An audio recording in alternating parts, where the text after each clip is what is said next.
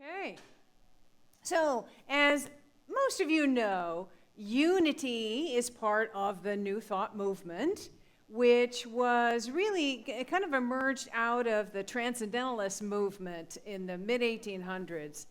And those Transcendentalists, a wild bunch. Emerson, Thoreau, Margaret Fuller, they were rebels. You know, they rebelled against the status quo, everything, rebelled against the theology of the day, because they came to understand that, hey, everyone can have an experience of spirit, a deep experience of spirit directly. And you didn't need to go to a priest or any kind of religious hierarchy or even look at the Bible.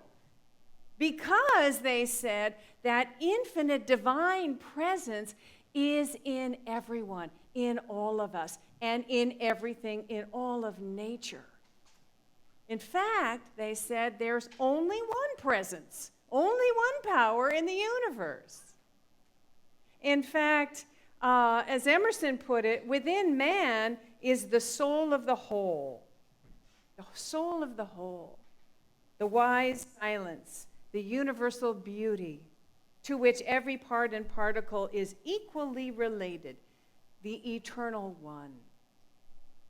And so when we open to that kind of understanding and allow ourselves to experience it directly, we may live with the license of a higher order of beings, as Thoreau wrote about. And so as the movement began to kind of grow and develop, spiritual explorers were looking for a way to make these profound, expansive ideas practical. It's like, they were like, how can I apply these really profound concepts into my actual experience to heal my body, to mend my relationships, to have more fulfilling work, to have, to live a more abundant life? I mean, it's not practical, it's just a lovely theory. And so they went about looking for a way to make it practical. And they looked to many different sources, including the Bible, which they read the Bible with a more metaphorical, metaphysical lens, and was looking at the deeper meaning behind Jesus' words, as opposed to the religion about Jesus. Really looking at the words and what does that really mean, the essence of it. And one passage in particular, they really kind of took to heart. It kind of became a core concept in New Thought, and that is from Mark 11:24. Therefore I tell you, all things, whatever you pray and ask for, believe that you have received them, and you shall have them. So on the surface, it seems like a nice passage that you can reflect on. And I think, traditional Christianity might look at that and think, well, he meant, believe in me. If you believe in me, your prayers will be answered. That's not what he was saying.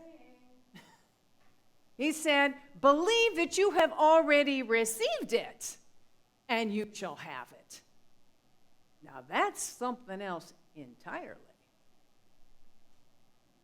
And so when you really take this into your heart and you ask yourself, okay, so how can I believe that I have already received a healing when I'm so sick I can't get out of bed? How can I believe that I've had a healing of harmony and peace in my relationships when my family is in chaos? How can I believe that I have received an influx of, prosperity when my bank account is at zero? And how can we, at Unity Center of Peace, believe that we have received the answer to our prayer about being an expansive and thriving spiritual community when we have been in the red for the last 5 months running. Surely he wasn't being literal. Yeah, he was. Absolutely, he was. And here's how I can understand it. Because I know I experienced that too. How can I get there? How can I get to that place of believing when everything in my experience is absolutely the opposite of that? And here's what I have to keep reminding myself. As I've said here many times, we are multidimensional beings. Multidimensional beings. We have a body. We have a personality, an ego. That's kind of one level or two, depending upon how you see it. We have a mental and emotional body. That's another level. We have a higher intellectual, higher awareness part of us. That's another level. And then there's a part of us, the largest part of us by far, that is that universal divine self. This is that eternal one, that infinite presence, that divine wholeness that desires to express in a unique and individual way as you, as all of us. That's who you are. And so that's the place you want to access in order to believe, really believe and know that you have already received the answer to your prayer. And you do this through a technique known as affirmative prayer. Affirmative prayer is the method that the Fillmores developed out of what was emerging from the New Thought movement at that time. Those ideas, that's what they developed to get to that place, to access that level. Now, just to clear this up, affirmative prayer is very different than any other kind of prayer of supplication, where you're beseeching a power outside of you to intervene on your behalf. It's like, please, whatever superpower out there, please change this situation that has become unbearable. Many people pray out of desperation when everything else they've tried has failed. You've heard people say, well, there's nothing left to do now but pray. People say that, right? And so what that does is it reinforces this false notion that the power of God is outside of us and that it's a whimsical power. It's like, well, I'll answer some prayers and I won't answer others. It reinforces this false, this lie that we're separate from source, therefore we're victims of fate. So affirmative prayer is different because it unites us with the source of all power. It unites us with the source of all good. And when we embrace our connection with source, we are aligning ourselves with our power, our inherent power. And this is the place. We're praying from a place that includes the answer to what we're praying for. We're praying from a place that includes the answer. So Myrtle Fillmore, the co-founder of Unity, said, this is our method of prayer, acknowledging our oneness with God, claiming the ability that this gives us, and expecting to have the things needed and conducive to spiritual progress. That's it. And affirmative prayer has a structure to it. There's 5 steps.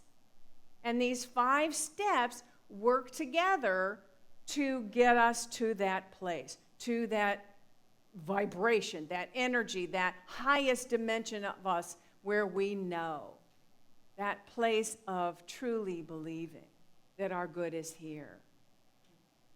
How many of you work with affirmative prayer? You know what it is. You've worked it in your life. Oh, good. Oh, good to see that. And, if you're watching a live streaming, just, put it in the chat session. Yeah, I know what this is. I do this.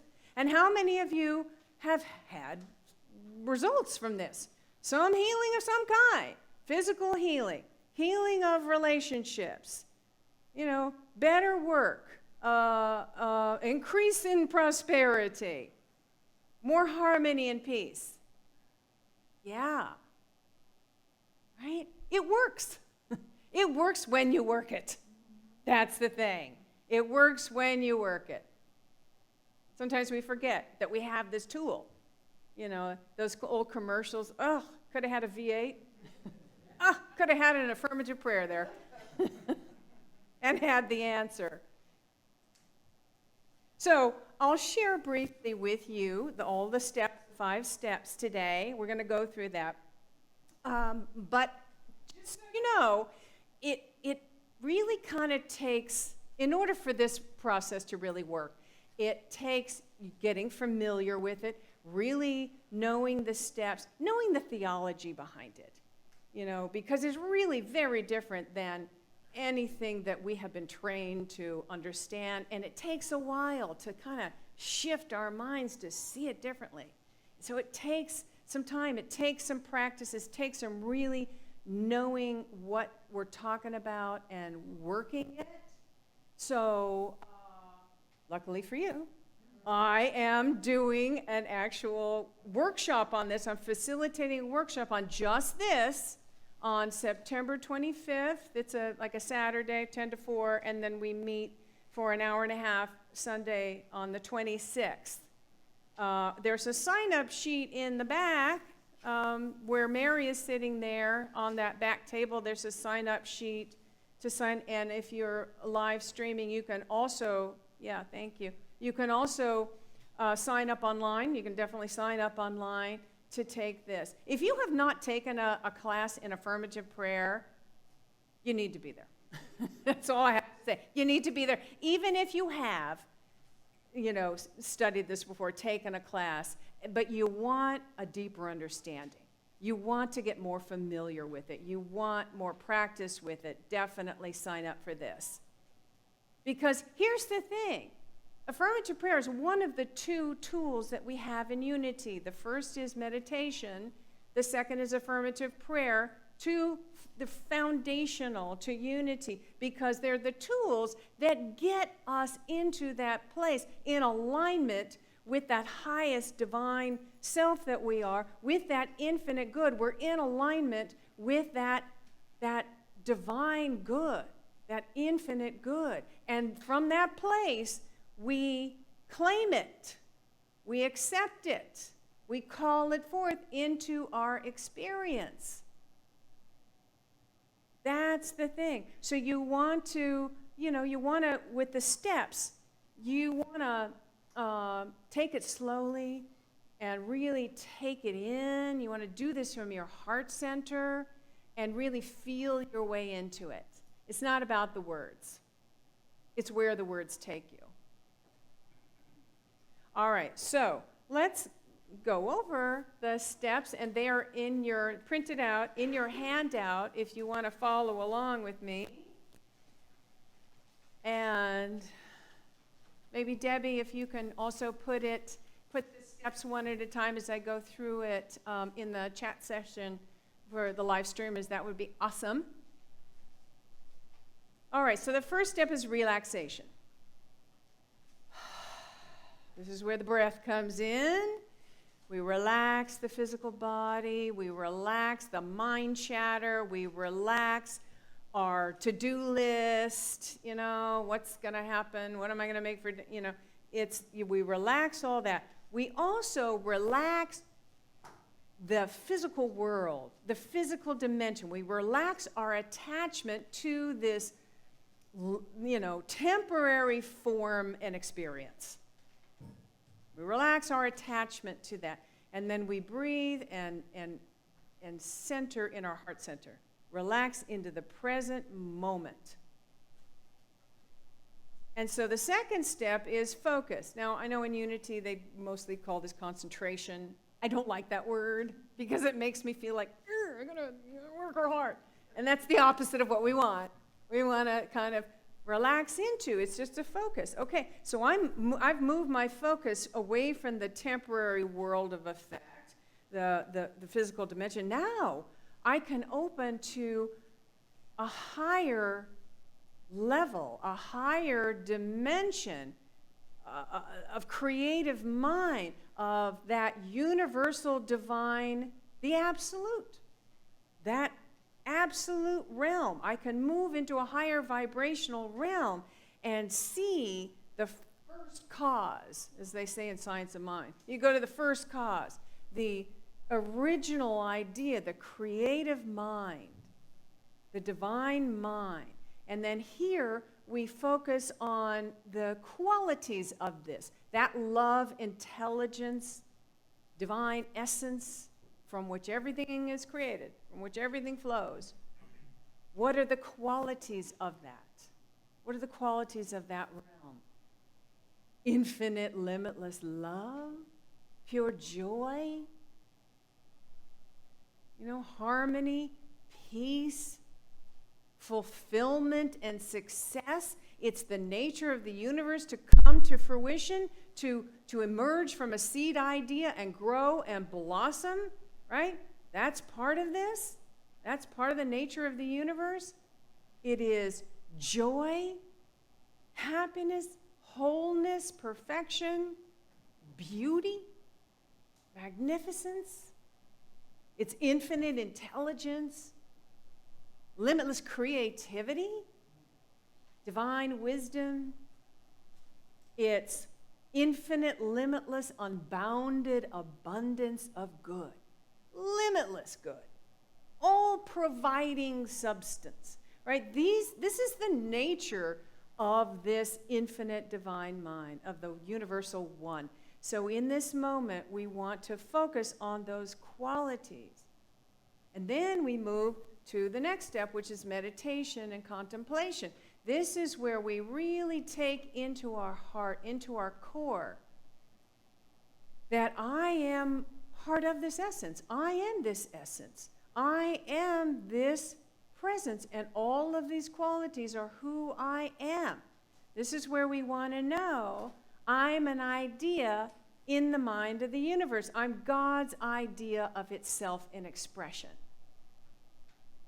I'm God's idea of itself in expression. So itself, all of these qualities that I've just focused on and resonated with are now, I'm owning that this is who I am. So these three steps are really raising our vibration and getting us to that higher dimension, that place where we know, we feel it at our core. And then we move to realization. This is where we realize that whatever we could possibly desire to have, to do, to be, is already an idea in the mind of the universe. Otherwise, we couldn't think of it.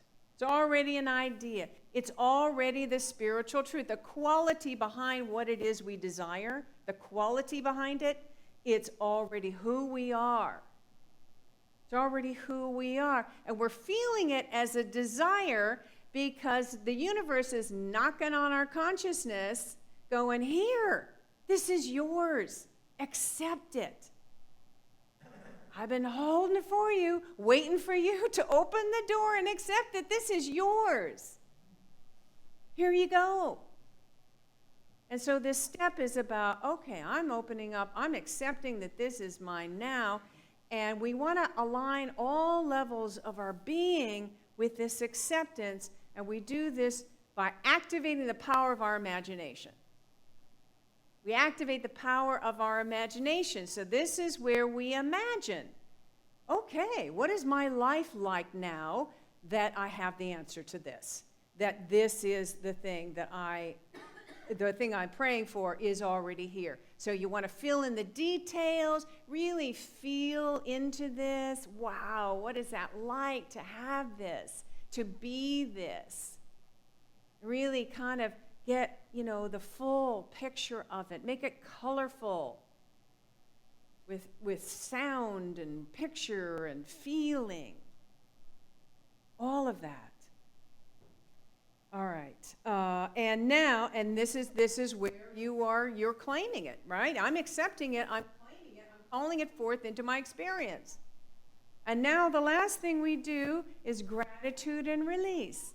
And here, just to be clear, you're not being grateful to God for finally answering your prayer. It is not about that. It's you're being grateful for the awareness, the reawakening in consciousness of who you truly are. I am so grateful to be aware, to reawaken in my consciousness that I am this I am. I am this infinite divine, that all that I could possibly desire is already mine. I'm so grateful for that awareness. I don't have to do anything I don't have to wish, hope, or even wait. I've only needed to open and accept it and claim it with the power of my word, calling it forth. And so now we release it. We release our how, right? We release the focus on, okay, how is this going to happen? The how is the enemy of the affirmative prayer, because that'll get us totally lost. To focus on how am I going to make this happen. Rather than how, we want to follow divine guidance, right? I want to open to and cultivate a relationship with that inner wisdom, that inner guidance. Where does it want me to go? What does it want me to say? And to whom? And when? And just follow the divine guidance. And then we release our attachment to, the specific way we think it's going to show up. Because honestly, the universe can show. How many times have you've prayed for something and woo, you've gotten something even better than could you ever possibly imagine, right? So because, you've allowed the universe to grow and expand and evolve in your consciousness and evolve in your experience. So that's it. Those are the 5 steps. These are the things that get us to that place where we're embodying that passage from Mark, where we're at that place where we believe that we have already received. So all there is left to do is to say, yes! And so it is. Aho!